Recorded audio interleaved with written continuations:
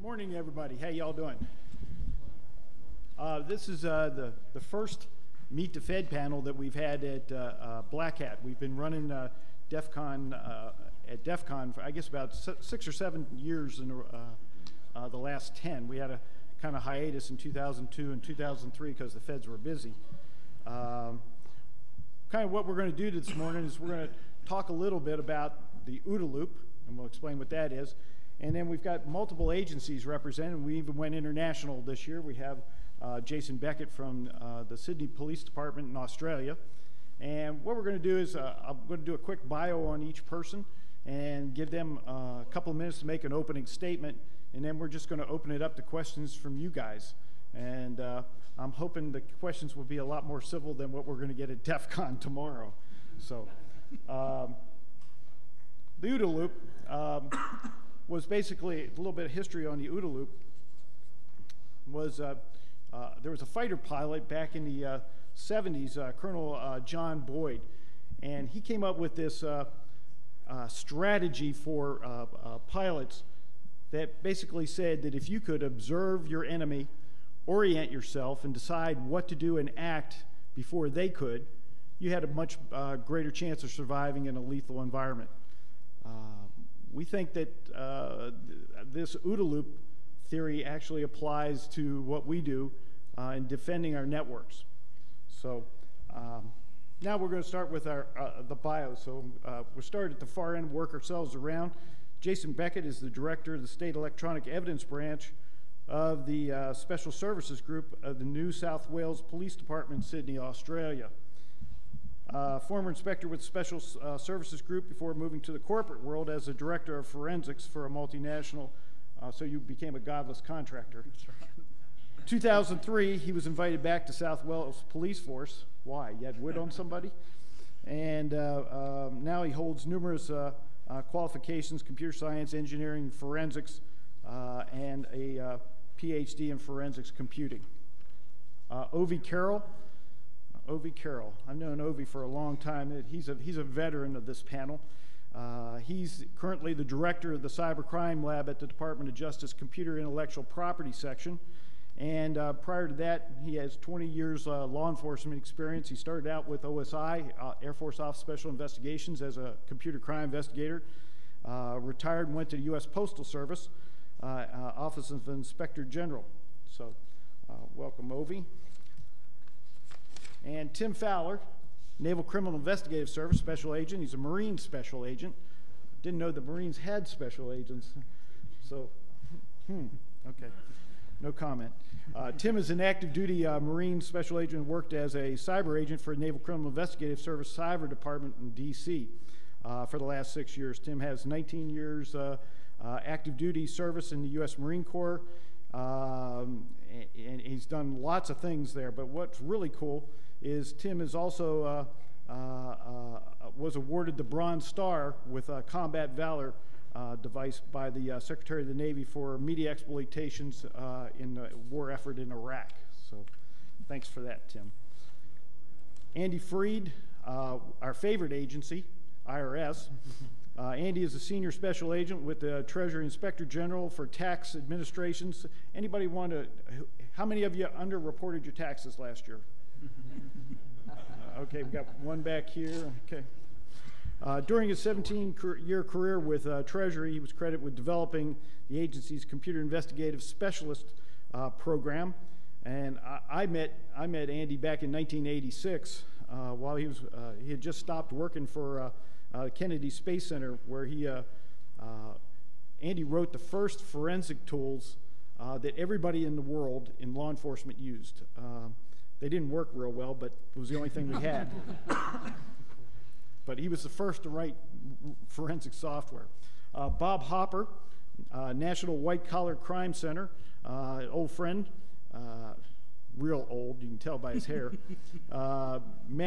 He's currently manages the NW3C computer crime instructor cadre, providing computer forensics training to state and local law enforcement agencies throughout the United States.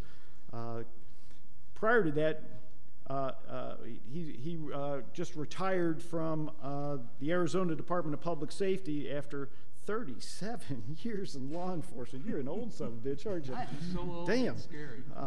Hopper's law enforcement career included assignments in narcotics. That's what made him gray.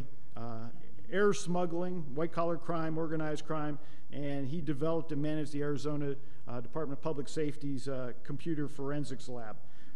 This forensics lab grew from a two-man unit in 1998 to a state-of-the-art computer forensics lab in 2005 when he retired, and nearly 25 computer forensic examiners now, so a pioneer. Tim Huff, special agent with the FBI. He's got a computer and information science degree back in '95 from Jacksonville University. 85. Cool. United States naval officer from '85 to '96 and entered duty with the FBI in '96. Assigned to the Pittsburgh field office, certified as the computer analysis response team forensic examiner, and I believe you run that unit now, right? Yes. Cool. And you were in popular science, was it? Yes. Yes. So I guess a couple of months ago, what kind of case was that, Tim? It was a child enticement, child abduction case. Cool. So, thanks, Tim. Mike Jacobs, Vice President and Director of Cyber National Security Programs for SRA International. Mike joined SRA in October of 2002 after he retired as the Director of Information Assurance for NSA. Mike's been on the panel for several years and several awards, and if you go to the website you can see the bio because it's about 4 pages long. But Mike is one of the leaders, one of the senior guys that started this effort. He was also the mayor of College Park, Maryland. So when College Park burned down, whenever the University of Maryland lost a basketball game or whatever, Mike was always on TV, which really made NSA happy. Bob Lentz. Bob was one of my bosses before I left OSD. He's the Director of Information Assurance for the Office of Secretary of Defense Network and Information Integration, which is basically the CIO of the Department of Defense. Mr. Lentz has lots of awards as well and lots of experience, and he's pretty old too. God, look at this. Okay, we'll just skip over it because you can see those bios. You're not my boss anymore, so I don't have to take care of you. Ken Privet, U.S. Postal Inspector Service, IG. Ken is presently works as special agent in charge of the computer crime unit at U.S. Postal IG. His unit has computer intrusion investigation, provides computer forensic support for over 450 agents who conduct investigations for the Postal Service. I met Ken when he was a Naval Criminal Investigative Service agent, and then he got a better offer from the Defense Criminal Investigative Service, and he can't hold a job. He's about his 3rd or 4th agency now. Special Agent David Thomas. Dave is designated as a special agent in FBI in 1989.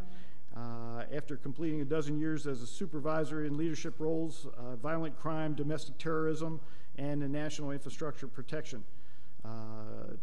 Dave was appointed chief of the cyber division for the FBI's computer intrusion unit back in 2001. So that's kind of the bios on our guys. At this point, we'd like to start with Jason and let everybody have 2 or 3 minutes to make an opening statement, and then we're going to open it up to you guys for questions. Jason. Yeah, thanks, Jim. Use the microphone, please. Thanks, Jim. Thanks for the invite. In Australia, it's about 2 a.m., so I'm a little bit worse for wear. New South Wales Police is the 3rd largest law enforcement agency in the world, so when you start thinking about how we respond to incidents and provide services, we're as large as some of the agencies in the US. As a result, my particular branch is the largest centralised laboratory in Australia, and for that matter in the Southern Hemisphere. We deal both with all types of, we're a one-stop shop for all computer incident response as well as traditional computer forensics. So we deal with anything from engine management systems in vehicles all the way to large-scale corporate intrusions. We have a dual civilian and sworn squad. We have tactical members as well to provide our services. Most of the civilian staff came from the military, telcos, academia. We were quite lucky in that after September 11 we were given quite a large budget, multi-million-dollar budget to try and hire some of the specialists out there rather than try and grow them internally. One of the things that Dan Larkin said in his keynote speech was about cooperation. In Australia it's no different. We cooperate very well with Australian businesses as well as law enforcement agencies, both in our country and overseas. And I think that's the only way we can move forward in responding to the needs of the community. Thank you. Thanks, Jason. Ovi. The Department of Justice Computer Crime Intellectual Property Section, Cyber Crime Lab, we're there primarily to support the CSIP's attorneys in their prosecutions of cyber crimes, as well as support them technically in any of their legislative initiatives that they help to get the laws passed. And when Jim first called me and told me about the OTA loop, I said, OTA loop? You know, I wasn't really familiar with it, but then when I started thinking about it, I said, well, it's the same thing that computer crime agents or system administrators apply every day when they're looking at information on their network. You know, they get some piece of anomalous activity and they observe it. They look at their evidence, the electronic evidence, and then they orient themselves, okay, well, what does this mean to me and what does this mean to the security of my system or the compromise? They analyze it and decide, how does it affect me? How does it affect my investigation, or how can it affect? And then what do I need to do with this information to act? So I thought it was a pretty interesting concept, and it's something that I think most system administrators are already doing. Just as a side note, I'll put in a plug. I'm also a co-host for a computer forensics, computer security, computer crime podcast called Cyberspeak that you can find on iTunes or what have you. Thanks. Thanks, Ovi. Okay, Tim. The Naval Criminal Investigative Service. Can you, in the microphone, say? Oh, sorry. Yeah, please. So I'm with the Naval Criminal Investigative Service, and a lot of people have seen this on the TV show and all that, but actually NCIS is a civilian federal law enforcement agency. Most of the people there, most of the agents there are all civilians, about 90% civilian. So they are heavily recruiting right now. I'm supposed to put that in there. So we have a booth right outside here. The good thing about NCIS though is that we're all over the world. We have actually offices in Far East, Singapore, London. So it's a good agency to work for. In regards to the cyber department itself, we have special agents that are assigned as cyber agents. We also have computer scientists and investigative computer specialists that are assigned to us that work pretty much the full gamut of cyber altogether. Basically, we're talking about both criminal investigations, counterintelligence investigations, counterterrorism investigations, but we do a lot more than just standalone forensics. We do network intrusions. We do also cover specifically counterintelligence operations and investigations. So we cover a full gamut of the cyber capability. And of course, like with most of these other agencies, we're actually looking for highly technical people. So again, we have a booth outside here that if you have any questions or